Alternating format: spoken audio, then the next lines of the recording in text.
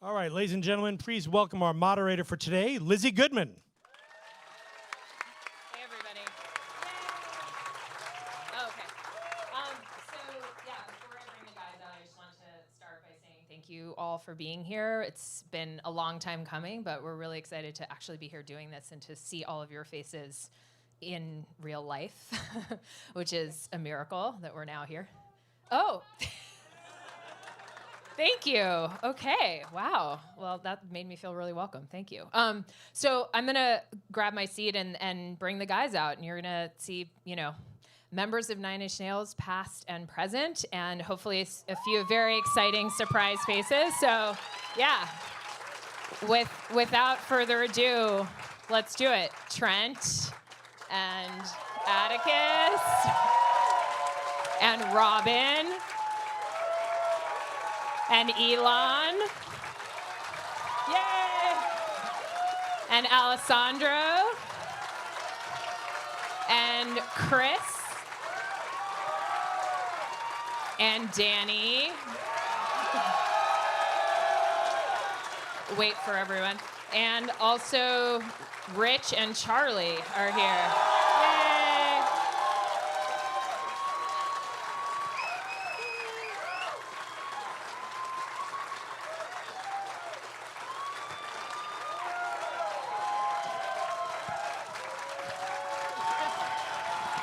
Yay!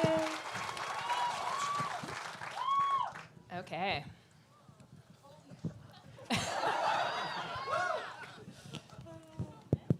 Yeah, we have assigned seats and everything. We took a while working that out. So, yeah, thank you, everyone who's on stage now, for being here as well. This is really awesome. So I did just want to start by asking this guy to my left right here, Mr. Trent Reznor, to talk a bit about sort of what we're doing here today. I mean, this has been, I think you and I first talked about this event, the theoretical version of this event 2 years ago when you guys were inducted or knew you were going to be inducted, and now we're actually here. But it's been, as I said earlier, a bit of a long time coming, and now we're actually here, and all these faces are on stage. And why was this important to do in person in this way with all of these friends and colleagues? Yeah, first of all, thanks for coming out. We're glad to finally be here after however many years. No, the reality of it is when we had the privilege of being inducted into Rock and Roll Hall of Fame, quite honestly, my issue was I start from a place of cynicism and kind of eye roll, and I hesitate to look backwards with, I think it's dangerous, kind of.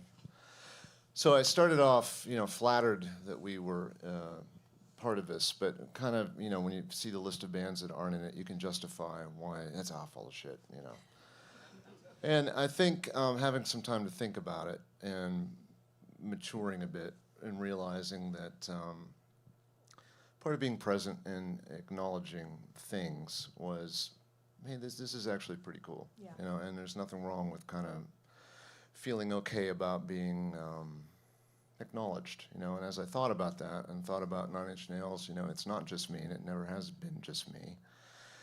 There was a battle to see who could be included in the induction with Rock and Roll Hall of Fame, and there was some tough decisions made and fights initiated, but I thought it was important that Go on, no. That it was a group accomplishment, and the idea when the original ceremony was going to take place is that we'd get together everybody that's been a part of it and kind of just have a minute to say, nice job, and be able to appreciate something that everyone here has greatly contributed to.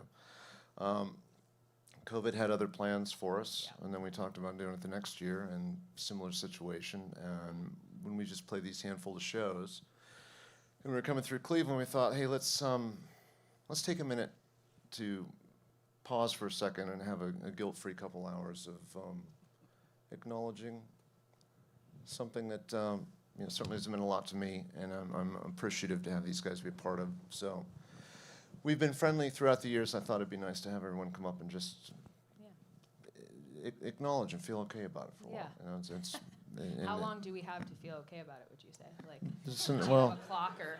Yeah. We'll go till 5 p.m. Okay, cool. I just want everyone to be on the same page about how long good feelings are allowed to last. Okay. So, I mean, obviously we are in Cleveland, which is a place you have lived before, and many, or at least a few people on this stage have also lived before. And there's a shared history here with Nine Inch Nails and with the band and with this place. So I wanted to start with Chris, who's looking at me like, you monster. But I'm sorry, it's just like, this is the, you know, you've known this guy a long time, you were roommates. I could spend this entire conversation just asking about what it's like to be Trent's roommate and telling all the secrets. Does he leave his towels on the floor? Like, what's some of the, but in all seriousness, like, I think, you know, for those of us who love Nine Inch Nails, thinking about the early years and the kind of the Pretty Hate Machine era and the writing of that record and that time and place here is significant. It's you know, you love this band, you think about that time among others, and I know you were here and are a part of that. And so I was wondering if you could just speak a little to any memory that comes up of that time, especially in the context of sitting here now thinking about the legacy of this band, which is a dangerous word. I don't mean legacy like past, I just mean honoring the magic of Nine Inch Nails that is certainly ongoing. Okay.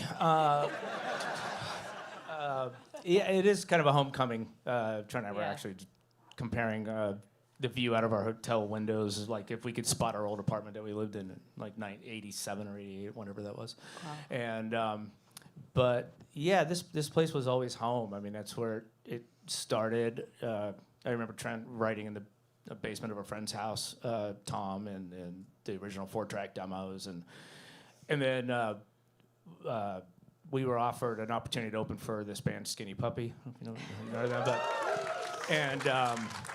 you know, we had never even looked at trying to play it live at that point, and it was like, okay, it was like a Sunday or something. It was like, okay, well, your first show's Wednesday. And it was like, okay, what are we gonna do? And so we ended up going out on that tour in '88, Vivisect 6, driving around in his car and just going up and down the East Coast opening for Skinny Puppy. Some of the greatest memories. Mm-hmm. Roach-ridden motels and gooey floors. Oh God, it was some gross stuff. But yeah, there's something about this city as well that it's just kind of where because we're Pennsylvania boys too. Mm-hmm. So it's just kind of like the place where you grew up and got your start is always special. Always. What kind of car? What kind of car is that? He had a red Civic. I had a blue Civic. So it's destiny, obviously. Matching Civics. The future of all great, the history of all great rock and roll stories starts that way, I think. And Chris, you're off the hook very soon, I swear, unless you decide to jump in later. But I do just want to know a bit about like what it's like to. I mean, you're teaching now. You're Professor Vrenna. So he's. This is the worst part for you. I know it's almost over, but I do have to know a bit about.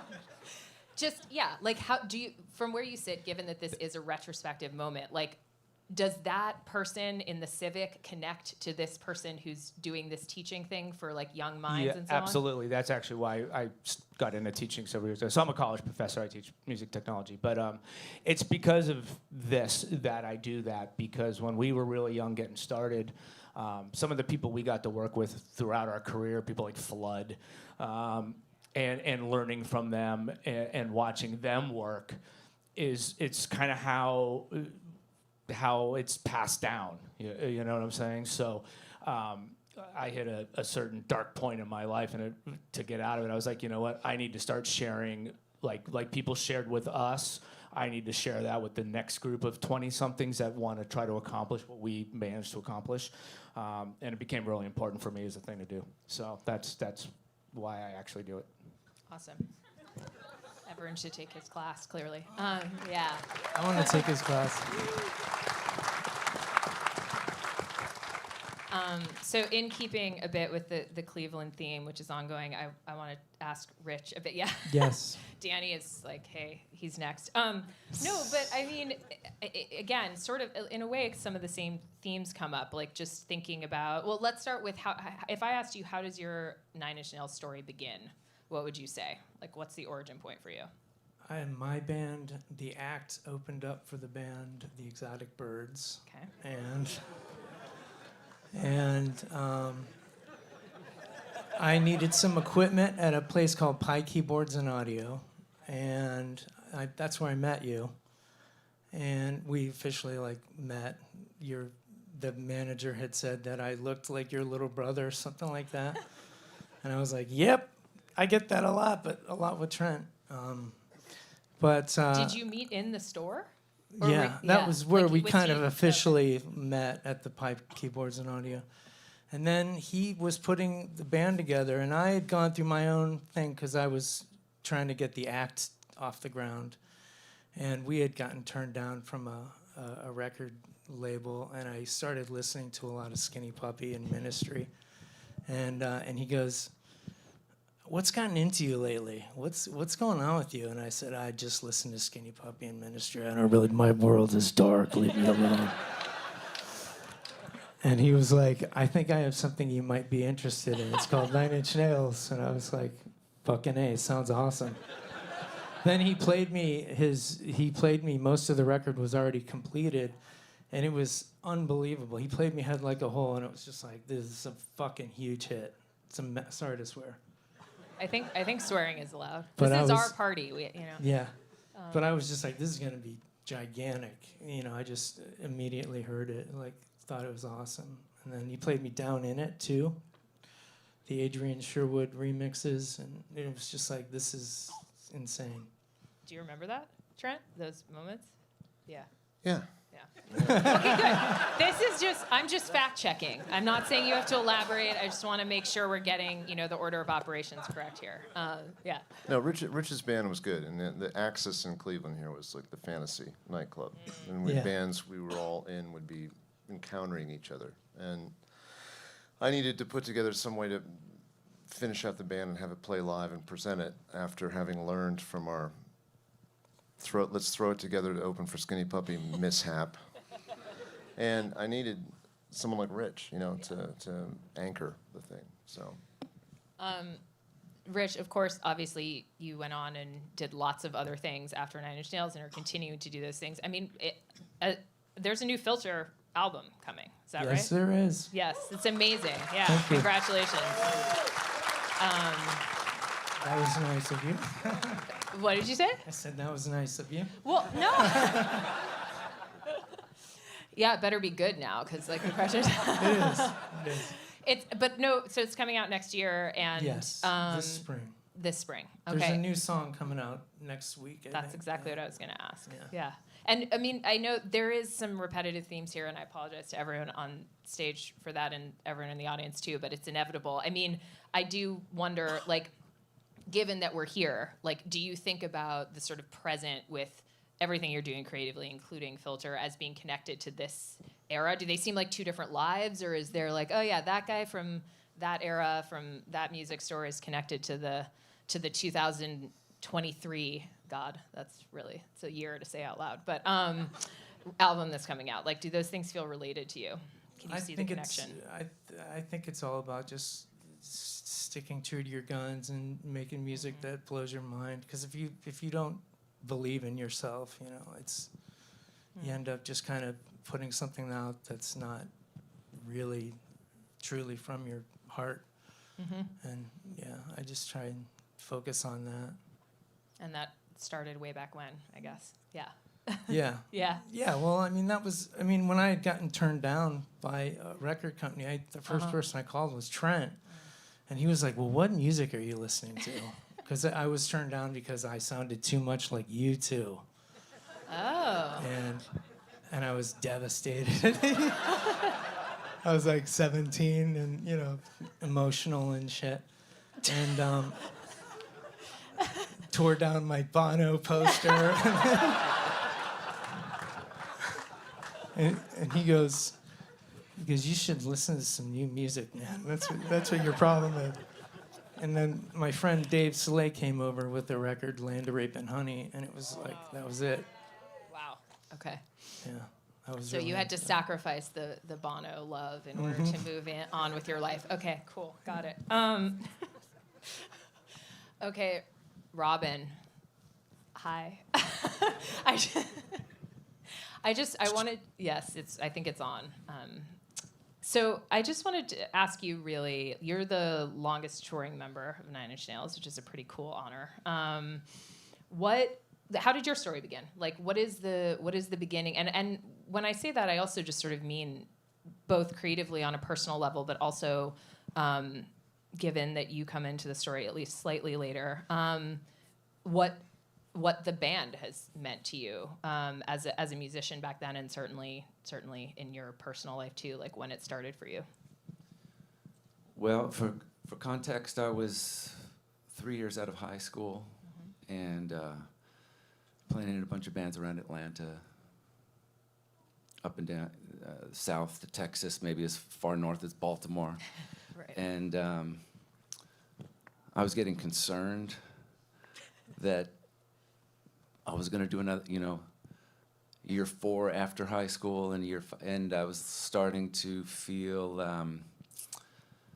I needed to find a new setting and a new trajectory. And I was living at the Masquerade, the big Gothic music club that had local bands all week long, and then maybe on the weekend a national act would come through and pull in a trailer or maybe on a tour bus, and they'd be pushing the rack gear in with the the dream. yeah. Yeah. And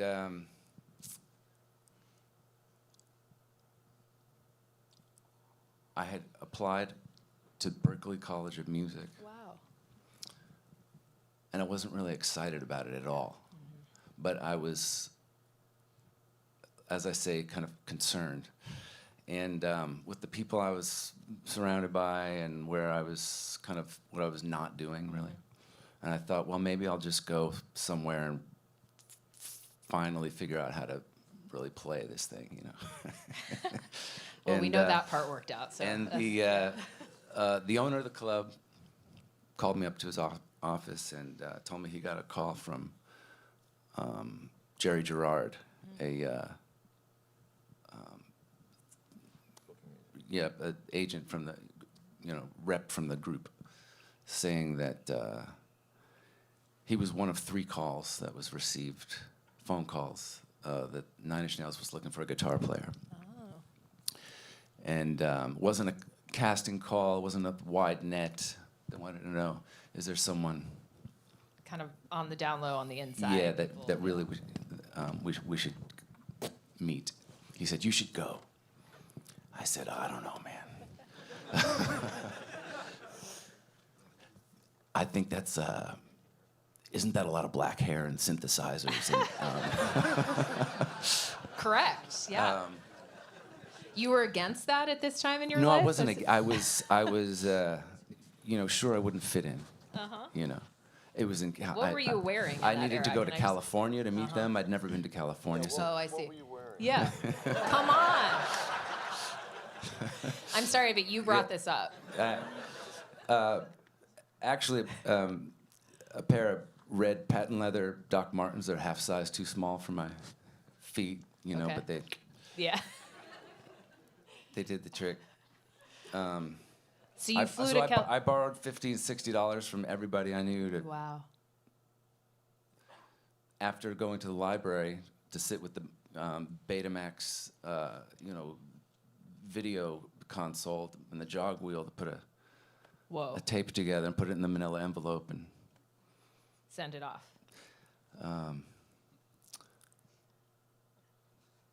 And then what happened? and so. So Because then, you are in Nine Inch Nails Yeah. now, and I'll have get been there. for quite I'll some get time. there. So something worked out. so I made the trip. It was great adventure to get to Yeah. California, to meet these guys. I walked into the room at SIR and plugged into an amp as tall as I was for the first time in my life. And they were, there was a couch pit behind, some like kind of like this, where park hands in my eyes. I couldn't see the shadowy figures. They'd been seeing people, every 15 minutes or something. And there was a small PA. I played alone through several of the songs, and 9 Inch Nails songs, like you played. oh Yeah. yeah. Some of the songs I was asked to drum up, and then we moved to maybe you could play some of the songs that we didn't ask you to drum up, and we kind of worked through those. Wow. I don't know how to speed this up here. We eventually. This was in San Francisco, and my flight return home to Atlanta was rerouted to Hollywood, where we all kind of. Did you ever go back together. to Atlanta? Yeah. Did you? Okay. I'm just in the movie version of this, with the bright. I mean, you're really painting a picture, and there's like you can't see anyone, and you've got it's like a Dorothy situation with your shoes, and then the next thing you know, you just never go home again, and here you are. It's a That's couple what it decades feels like to me later. right now. Yeah. Yeah. That's awesome.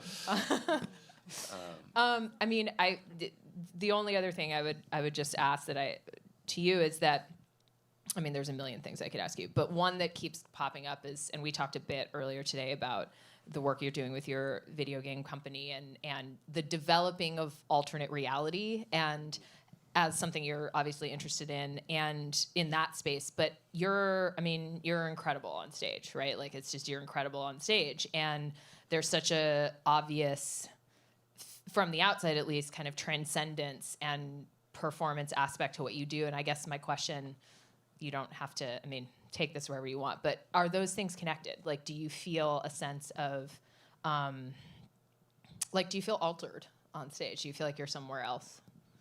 Yeah. Yeah. Cool. Okay. Great. That's all. Yeah. And I'm forever grateful and to be able to inhabit that space, to go to that other place, and to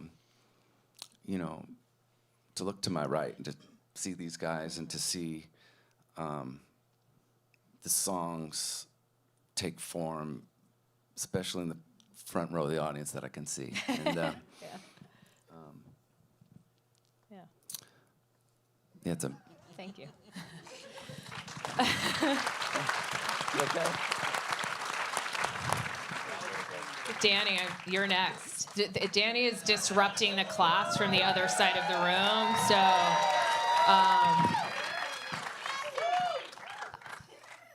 Hello? Is it on? Okay. Well, maybe one of I your. handle this differently. I've made everybody up. Here's my. Rob, I can tell that story better, by the way. but- Really? Yeah. Do you have some edits? Huh? We'll get if you have edits, What's we can the get to those at the end of Robin, our did you session. send a picture when you sent your package to audition? I heard about the Betamax in the library, but can you talk about the picture? I maybe might have. He apparently wants to leave off the record, so never mind. Wow, it's a little bit hard to leave Ask on me the about the table, picture. but okay. So Danny, would you like to tell? No, I. Now that you have the microphone. So as everyone who's here probably knows, because you would have read this, but when these guys were first inducted, there was, you guys all wrote like a little something that went by your photo and on the 9 Inch Nails message board and on the Rock Hall site, I think. And you wrote, I'm sort of paraphrasing, but these are your words. In 1993, I joined my favorite band, 9 Inch Nails. And I thought that was both cool and sweet, and I am inviting you to speak more about that, and it's true. Okay, tell me. I mean, that's like that's what came out when you were asked to think about this. Talk about that a little bit. Well, I was into all the same stuff that the dark stuff or whatever. Al Jorgensen Ministry, all the wax tracks, Chicago, and but like aesthetically got into like Neubot and all the cool sounds, and I didn't understand how they made that kind of music. Like synthesizers are expensive and shit. I'm Corpus Christi, Texas, not wealthy enough to pay for, and I couldn't understand how they made that kind of music. But they never had, like, except for Ministry, they have like some like hit type shit, like anthem-y kind of stuff. And then my friend's like, dude, you gotta check out this fucking 9 Inch Nails, bro. He's like, they worked with a guy from the Cocteau Twins and Flood, and all the producers who were like tripped me out. Go Keith LeBlanc and Adrian Sherwood, people who had worked like on Ministry and things like that. And this was in Texas? it was in Texas. And long story short, I love 9 Inch Nails basically when I discovered them and go to their shows and shit. And I was like, man, they got all the cool sounds, but they got hits and pop songs or whatever. And I don't know if it's cool to say pop songs, but whatever you would call Trent, that. are we okay with? He could sing like actual melodies or whatever. He didn't go, but he had all the music that was doing that. And it's like Depeche Mode on Angel Dust. And so. Wow. Okay.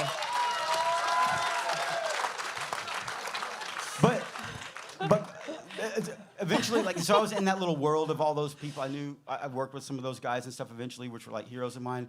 And then I had a mutual friend of Trent's, and and this isn't when you asked me, but I got the mic, so fuck it. And so Go for it. But so I just remember I was in Texas and kind of finishing up college, and I had a mutual friend of his, and I was like, oh man, if you talk to him anymore, like I'll guitar check, I'll do anything. I just want to go out there and like hear the music all the time and blah blah blah. And she gave me his manager's number, John Malm, who's from Cleveland, and I left a message on the machine. I only had a pager at the time, and Monday morning, it was on the weekend. On the Monday morning, I get this fucking 216 number, and I'm like, whoa! And I had to find a payphone, and I had this little fake thing to like make fake, blue box to make like, what do you call it? Pirate phone calls. I'm going, is this making sense? Am I ADDing out too much? And so anyway, it happens to be the actual weekend that I called. I get this call back from dude. I hit him up, his manager, and he's just like, so, what do you know? I'm like, nothing. What do you mean? And this guy had just like left the band to start Filter at that weekend basically. And that was timing, I guess. That's what she said. And so like, but they. Basically, I fucking got lucky as fuck, and it's been getting lucky all the time, and I've been clutching to his coattails ever since. The end.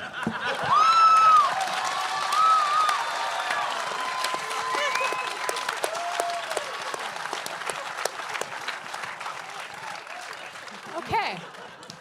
So many potential follow-ups to that, including why you're carrying like some sort of pirating device around in your pocket to disguise phone calls. But I mean, you don't have to. Yes. Anyway. I was living in my car, and I was like set up to sell a toe to science. Like I was doing these guinea pig experiments. Got it. Where okay. you go in there and pay $100 a day. And you get all, you have to, I was gonna say all you can eat, but you can't. You got to eat like a specific thing. There's a control in a study group. It's science, guys. And okay. So, but you live for free. He's not making that up either. No. Yeah. He was gonna sell his toe. That was his next plan. Is that 13 the grand, number bitch. one organ? Yeah. Free trip to England.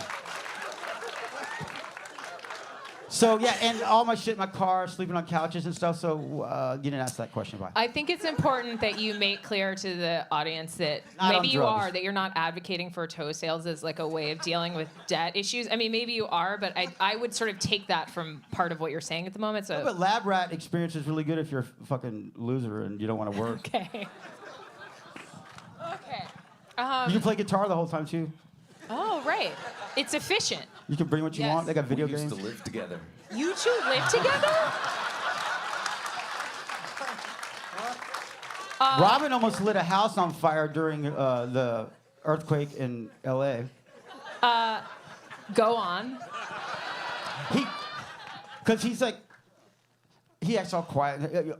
How weird is it too that he's all like shy, but you see him on stage and you're afraid of him, or we're like, but when that earthquake happened in '94 in L.A., we got back to this apartment we were all living in, and I'm tired. I go back straight to sleep, and this guy's like, light some incense and has some candles going, and blah blah blah, and satanic experience, the whole Fucking building starts to fall down. We're outside, and this fucking asshole just lets candles fall up against the wall, doesn't, do anything about it. And so, yeah, we were roommates. He tried to kill me. Did you continue to live together after this? I bet the answer is yes. He's not talked to me since, actually. And yeah. Robin, would you like to respond to these comments? We would get up in the morning and get in the van that would take us to the rehearsals. There was 2 seats in the van. Sean Bevan would drive the van. I was in the passenger seat with my brand new boom box with the 2 cassettes listening to rehearsals from the night before. And he was rolling around in the back with the shag carpet. Like a kidnapped victim or something. Okay.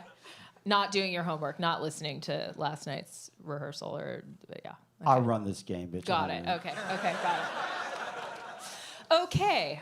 Is there anyone else who lived with Danny on this stage that I should know about? Any other?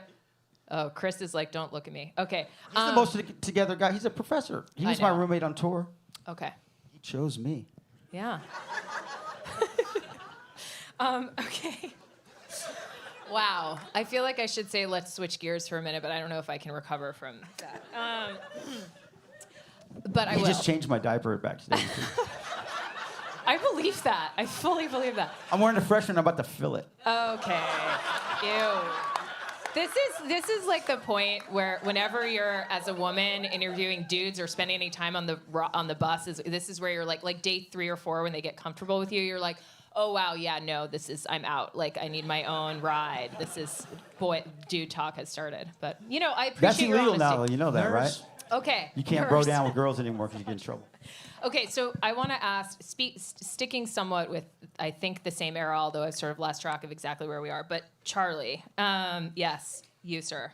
I think it's either in the homework assignments I made you all do before we came here today so I could see what you wanted to talk about, or in some other part of your writing or speaking. You spoke about, in 1994 on tour, you operated the hotel room portable studio. And yeah, you're regretting having told me that. That's fine, but you did. So I mean, that's returning again to the theme of just what, if you love this band and this music, you fantasize is actually going on in these key eras of Nine Inch Nails magic. Talk about that. Like you're on the road, you're playing shows, and then what? Like every hotel room is also like every day off, every night. Like what was that? What were your responsibilities? Well, this was before I was in the band. I was just a hanger-on at that point. And, I came into Trent's world from a background of being a studio whiz kid. And I could work the computers and the samplers and all that stuff. Before that, in the decade prior to even finding him, I had been in bands and had record contracts and publishing deals. And none of it caught fire, and it was all pretty lackluster. So by the time I wound up in Los Angeles, where I first met him, I was kind of done with trying to be in bands, and I wasn't good. I wasn't a good musician at any particular instrument. I could fumble around on drums and guitar and keyboards, but I wasn't like on the level of these guys. But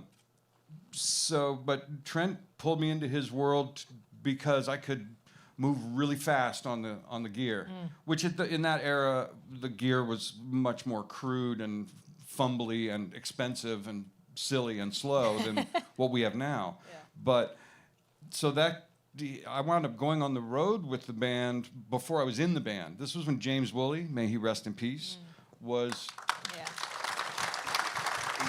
he was the keyboard player in the live band, and he and I became good friends on tour, and because we were kind of in the same area of expertise. And so what I would do is on gig days, I didn't have anything to do except watch the show, which was fantastic because I got to see Nine Inch Nails night after night after night in a fantastic era, during the Self-Destruct tour phase, which was, the full Fog Machines and unraveled videotapes and smashing keyboards and cornstarch and just the full strength mayhem. Cornstarch? Yeah. Yeah, come on. Okay. Y'all know. Yeah. No, that's secret. Checking. And so I got to watch the band over and over again and just soak in. It's different when you're on the stage. It doesn't have the same impact is when you're in the audience. And then when there was a day or two off, I would unload these stacks of gear. Now it could be just a laptop or two, but back then it was, big chunks of gear. And I'd load them into some extra hotel room that Trent had set up, and that's in that phase we did the compiling of the soundtrack album for Natural Born Killers. Yeah, amazing. For which also Trent did an original song and also an adaptation of a couple classics. And so we kind of would do that, catch as catch can, in these moments of hiatus where there was 3 or 4 days off. And then eventually when sort of, I guess it was about a month or two after the legendary Woodstock 94 gig, James was like, you know what, I'm out, I'm done. And Trent was like, you're up. That guy, let's go. And I was like, I kind of had to explain to him, dude, I've never played keyboards in front of people before. And he's like, you'll be fine. And he was right, but it was, a baptism by fire, because I had been a drummer in numerous terrible bands. And I wasn't good enough to be the drummer in Nine Inch Nails by a long shot. But my first performance ever playing keyboards in front of people was with Nine Inch Nails. We did one kind of pickup gig. It was here in town. It was in the Flats. Do you remember what club that was? It was at the Odeon. I remember you pushing Trent off the keyboard and letting him. I'll take that. Yeah. Exactly. You're like, Happiness and Slavery, that's first mine. gig, I'm gonna be the front person. Exactly. And then the second gig was at Palace at Auburn Hills, which was 12 or 19,000 people or something. And so it was a baptism by fire. No kidding, but, it was, what a way to jump into it, I like the idea of private keyboard playing too. Just, this is not something we do in front of other people. Yeah. This is No. something we do. Oh, yes, absolutely not. There are certain things, But I did have good training after watching the bands on all these shows across Europe and then through the fall. And so, I didn't think that, okay, that's my spot. I'm up next. But that's how it transpired. And, all credit to Trent for having for being daring enough to say, yeah, go ahead, step in. What's the worst that could happen, right? This. One more thing for you really is just maybe there's nothing here and I'm trying to draw too many connections, but I have obviously been thinking a lot about both all of your relationship with the phenomenon of Nine Inch Nails and also everything that you're doing outside of this band and in your other creative outputs. And so do you think, when you work in the film world or the TV world or and any other sort of, your work, a lot of your work has a lot of sort of taking somebody else's something they're trying to conjure and then giving voice to that in a certain sense. Is that or is there a connection there? Because you had this experience of, as you're saying, uniquely, I think, observing Nine Inch Nails for a long time and then being a part of it in a different way. And I'm wondering if there's any sort of relationship between that practice at all. Probably not so much in terms of the process or the influence, but the one thing that Nine Inch Nails was the only band I ever wanted to join. It wasn't like I was going to go searching for bands that needed a keyboard player or whatever. And what attracted me to it was just Trent's sense of the otherworldly or cinematic or a whole soundscape and way of approaching music that is outside of the boundaries of making records. Totally. And that there's a common thread there, perhaps, between the way he approaches writing songs and making records and working in the studio and the way you can approach a similar situation when scoring for film, where the boundaries are off in the distance somewhere and you're not constrained by verse and chorus and how long will the guitar solo be and that sort of thing. And so that free form aspect, both in the structure of his music and the content, both the form and the content, when both of those things are so free and wide open, that's what attracted me to working with him. And that's what attracts me to working with film scores in the same way. Makes sense. Thank you.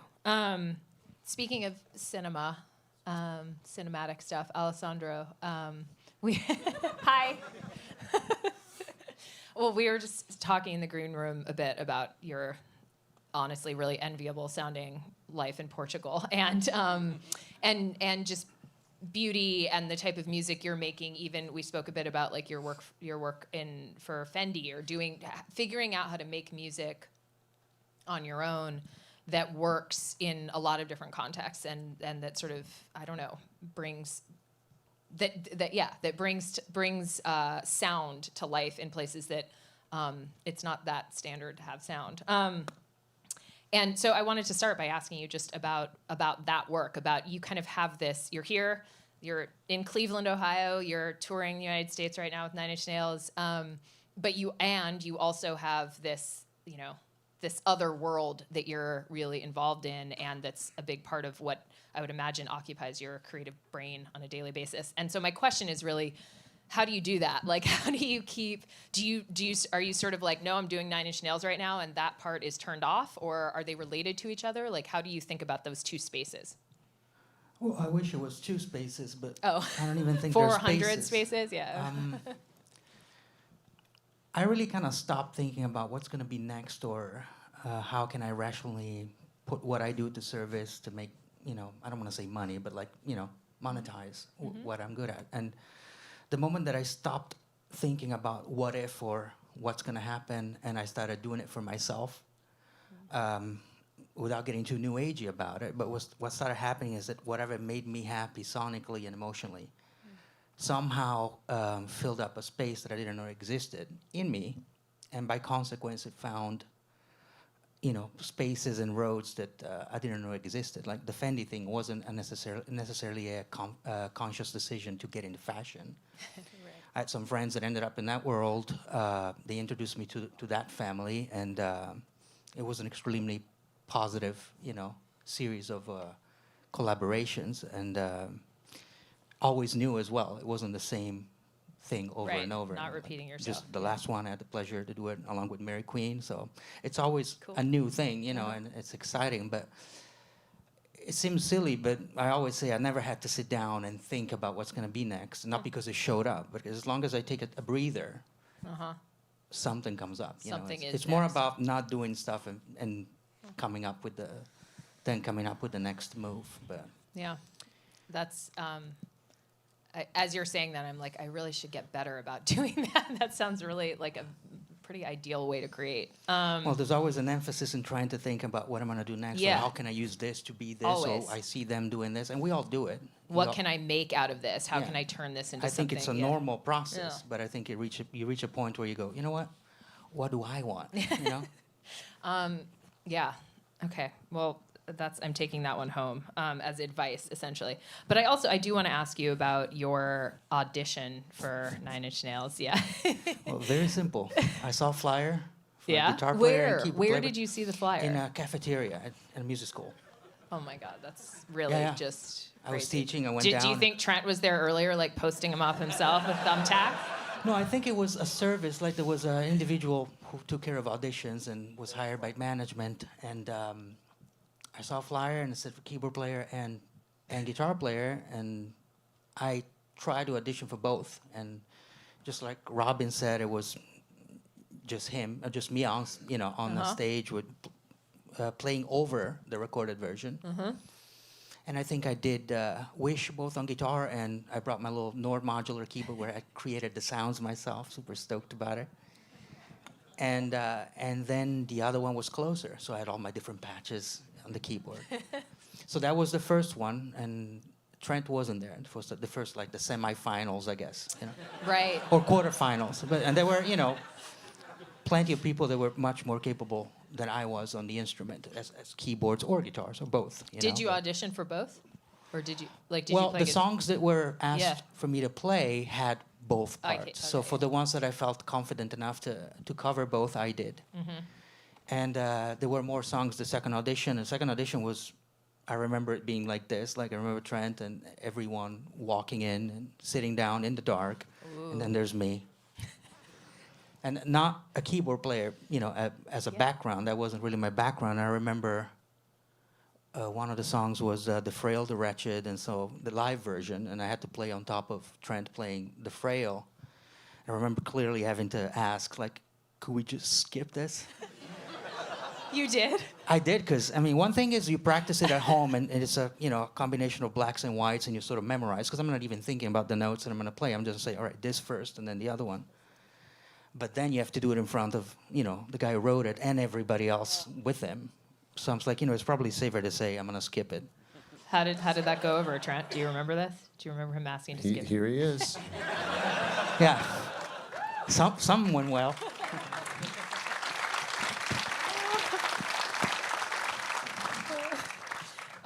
One more thing I wanted to ask you about was, at some point again in kind of preparing for this, you said there's a line somewhere that you wrote about Trent's knack for finding talent, like that's something that you have noticed in him. And I think obviously just based on everyone who's on stage right now, we can see that. But if you have anything to expand on with that, I think that's really interesting, because there's a lot of really talented creative people, musicians and otherwise, who you don't have to have that to make something beautiful or cool or world changing. But when you do, also when you have that sort of like personal ability to express yourself in a unique way, and then also the ability to see that in other people, that's a pretty potent combination. And I thought that was interesting.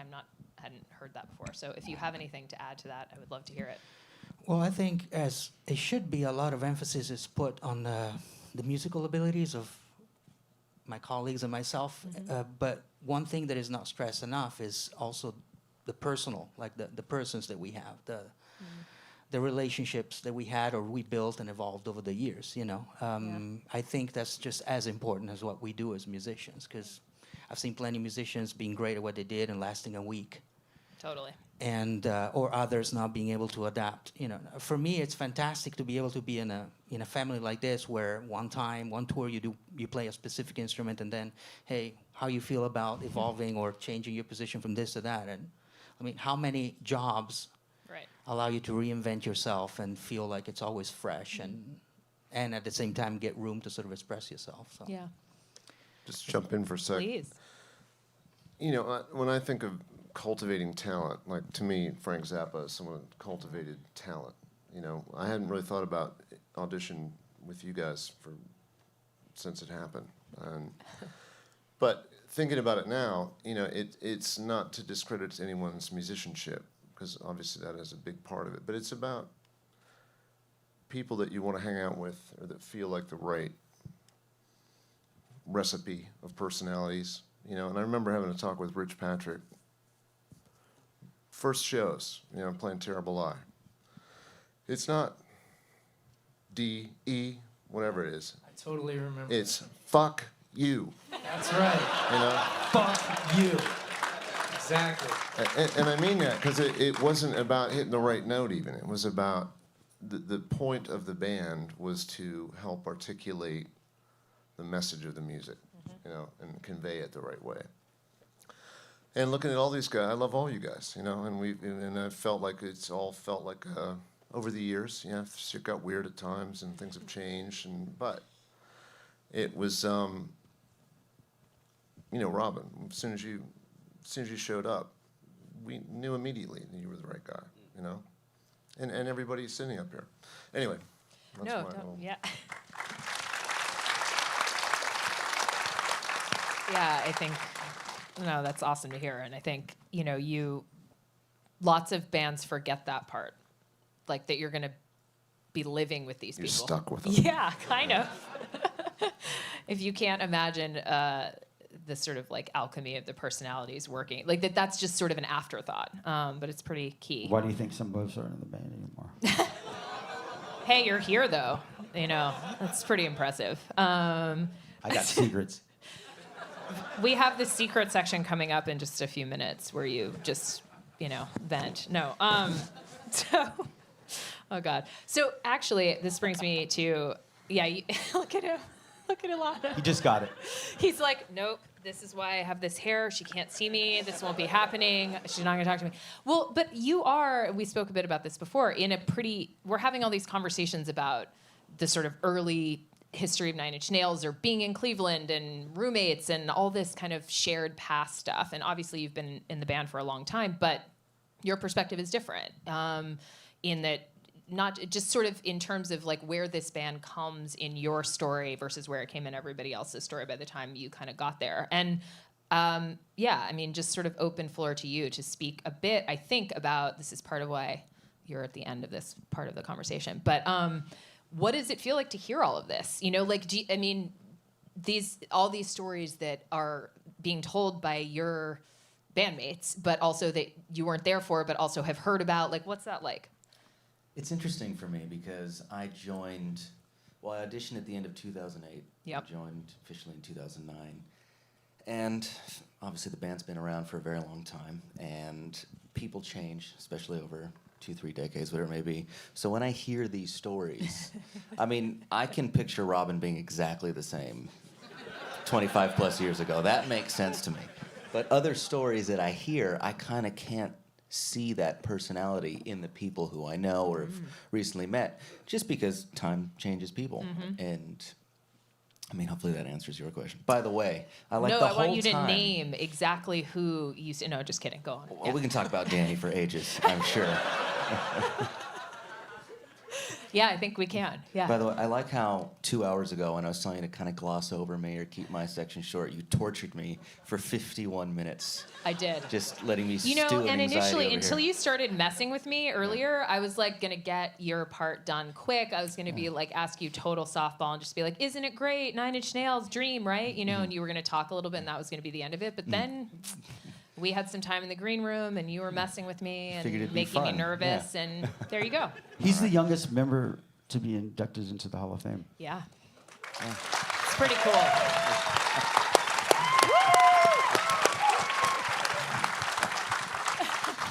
It's cool. Yeah. It is cool. Yeah. I'm not going to argue with you. Yeah. But there were other parts of your question that I didn't get to, so Nope. if you could rephrase them, I'll tackle them I can. bit by bit. I can rephrase all day. Go for it. Okay. Well, actually, I'm not going to, though, because I have something else I want to ask you. Was there any hazing? Like any, I mean, come on. Like, when you got into your, like, kid brother, I don't know. Like, it just, from the outside, again, maybe that you guys are like, that's a stupid question. She doesn't understand the culture of this band at all. And maybe that's true, but I have to ask that. Honestly, zero. Because Guys, Trent, what? by the time I joined the band, Wrong I think era. Everybody, Wrong era. Everybody were just beautifully matured gentlemen by the time dear. I joined. See, I was believing your answer until that. I swear to God. And you know what's funny is that I know this sounds ridiculous, but I joined the band when I was 20. Yeah. And I was fortunate to get a very early start in music. So although 20 is young, by that time I had been in my fair share of bad bands, one more unprofessional than the next. And by the time I made it past the audition stage and showed up for the first rehearsal, and I just saw the pristine professionalism in the way everything operated, I was like, finally, I'm around people who know what they're doing, and they're doing it great. And I just felt like I was finally at home with like-minded people. So that's the way I felt. Wow. Yeah. Okay. I'm a little disappointed, I gotta say. Maybe it's not too late. Have you had what anniversary is coming up for you in the band? And maybe we can, anyway. Oh, I have no idea, but everything has been good. You know, good. I think I only had to dodge one mic stand in my 14 years. Only one. Yeah, Only Chris one. is like, what? You know.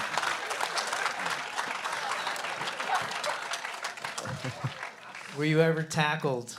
Never tackled. Actually, Never Trent- All right, moving Trent on. may have- Moving on. Statute of limitations. Well, there is a show tomorrow, so just putting it out there.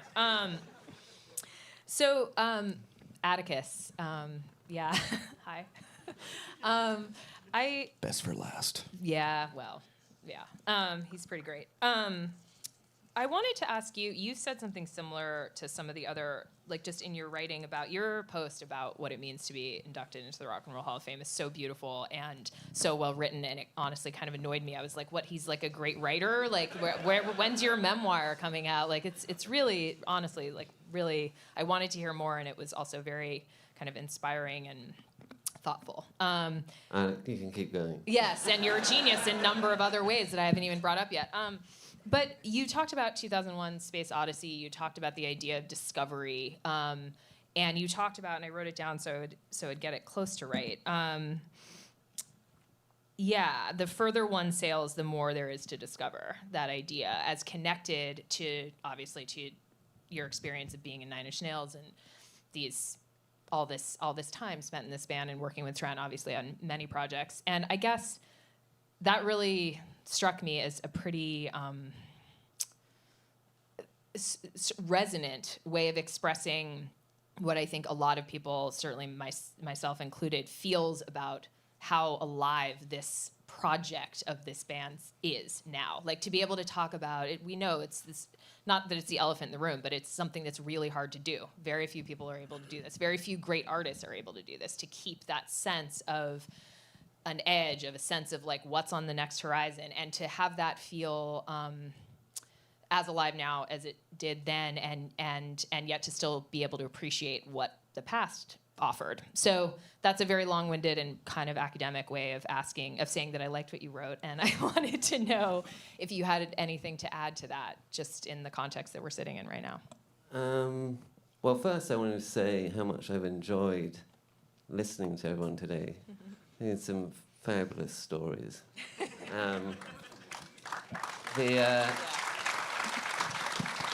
I mean, as far as that question, it's fairly simple, I think, and just one doesn't want to get bored. You know what I mean? Yeah. I mean, life should be interesting, and I feel like the more energy one can put into life being interesting, the more that comes back at you. And I think in terms of the studio and making records, there's a lot you can learn, but it's the stuff that's, you can always fall back on this and that, but it's the stuff that's ahead of you that's the most fascinating. And I guess that, yes, but how do you, I mean, and maybe there's no like sort of concrete, no way to actually explain this, but I mean, I've talked to both of you before about actual albums or specific pieces of music that you're working on, and I think a lot of people understand that that's the goal, not getting bored. I mean, if you say like I don't want to get bored, it's like sure. I mean, everybody. Well, how I mean, do you have to put like, effort into it in terms of, I mean, actually physically putting effort into taking things out of the room that you have used and putting things into the room that you haven't, that you don't know how work. And you may never know how it works, so that's but something how it works. will come out. Yeah, okay. Because, I mean, the sort of idea of, you guys have been particularly good at that, and I think you really sort of pinned down something about this band that you're all a part of that is unique in that way. Unusually good at staying true to some sort of immediately identifiable, unmistakable aesthetic that's specific to Nine Inch Nails, but also having this sense of just, we kind of never know what's coming, which is amazing. So. Yeah, and I think at the core is something that everybody touched on, which isn't to do with music, it's to do with human relationships, and that you can't really go forward unless those are intact and moving forward as well. And it's those kind of friendships and trust, I suppose, that allows you to, have some bad ideas. You guys have bad ideas? I mean, we just don't see them, but they exist. We do. Okay. Okay, if you say so. So last couple things here. I wanted to return to you, Trent, and just ask a bit about when you gave your speech to the rock, as accepting your induction to the Rock and Roll Hall of Fame. You said, among other things, this journey is far from over at the end. So let's stop fucking around, patting ourselves on the back, and get to it. And hope to see you all in the flesh soon, which was, sounds like you. Sounds like something you would say. And here we are. And at the beginning, you spoke a bit about, and I asked you a bit about this sort of this dance between nostalgia, thinking about the past, and being present in the present, and also thinking about the future, and how those things all relate. And I, in the context of being here with this particular honor in mind? Like where, and obviously you gave that speech a couple years ago now, or it was in that context at the beginning of COVID. Where's your head about that right now? How does the future look, and how does it connect to the past / present? No, I feel pretty optimistic. You know, I feel, I want to acknowledge that I feel very lucky and blessed and grateful that people care about what I do, Nine Inch Nails, etc. I feel that with getting into scoring and doing some of the things, it's kept things interesting. I always think about relevance of Nine Inch Nails and if it should be continued, and if so, how to do that.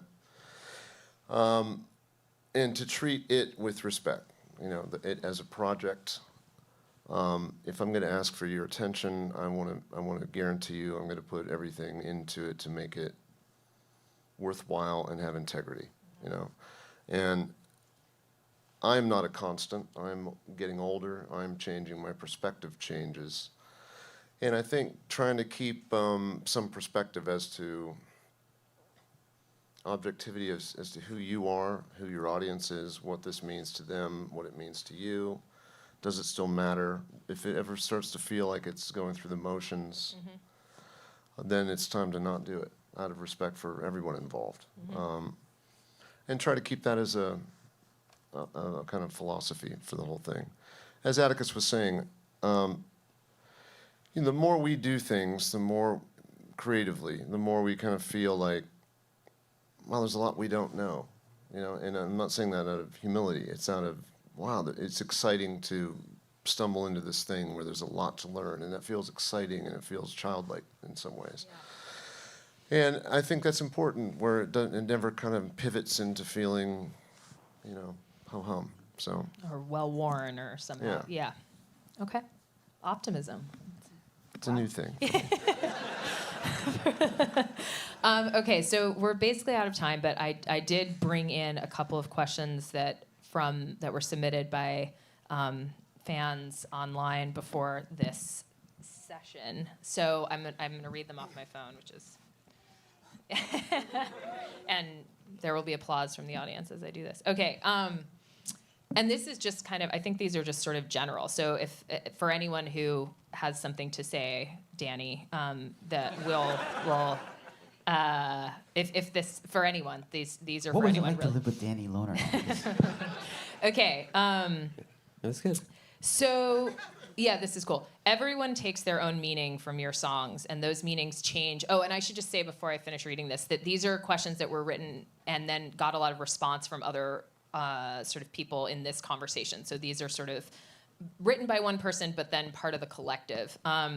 Everyone takes their own meaning from your songs, and those meanings change over our lifetimes. Is there one song that has come to mean something very different to you now than when you first wrote it, and can you share that story? And of course, that obviously could be for you, Trent, but I think the reason I found this question interesting is also just thinking about that everyone on this stage has a relationship with this band and with the idea of this band, both as a member of it and as a kind of either an earlier fan or a follower of, or has some relationship with the songs that are part of this story. So anyone have anything they would like to say in response to that?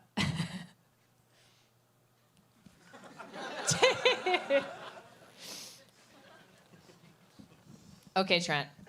They were quiet for long enough, so you have to talk. No, I mean, for me, everything, it changes all the time. Yeah. You know, I think something that certainly through the 90s, every song was written from a place of, I wasn't writing music because I wanted to experiment with form. It was, Right. I had to get it out. So it was coming from a place of desperation in a way. You know, and some of those, when I revisit now, or we think about what we're going to play in sets or what we feel like playing, sometimes a relationship, it changes from something that might have been felt scary or confessional and intimate to becoming something that's more, it just changes, you know. Like I was thinking, say a track like La Mer was written in a pretty bad place in my life where it was meant to feel like just walking into the ocean and extinguishing yourself fearlessly. Now it feels different. It feels like the opposite of that. It feels redemptive in a way. The end. That's awesome.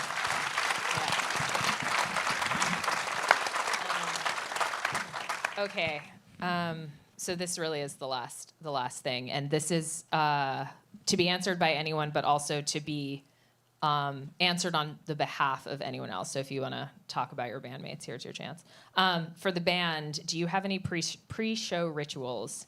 And bonus is if you can say how long you've been doing that ritual. So, anybody? Robin? Sorry, I didn't know. Oh, he's got some. What? The doctor pants. We Did you guys hear that too? He said, okay. we read and reread the set list so many times to where I start to forget what the titles of the songs represent. Sure. You know, visualizing transitions, and to the extent to where like I start to psych myself out about songs that have been playing for 60 years. Give or take. Okay. Y'all don't listen to the Carpenters anymore before you go on stage? No. Wow. We haven't done that for a while. But That was like what I remember. It's like Carpenter's Greatest Hits and Tequila. Oh. Tequila, Cornstarch, like they said. cornstarch.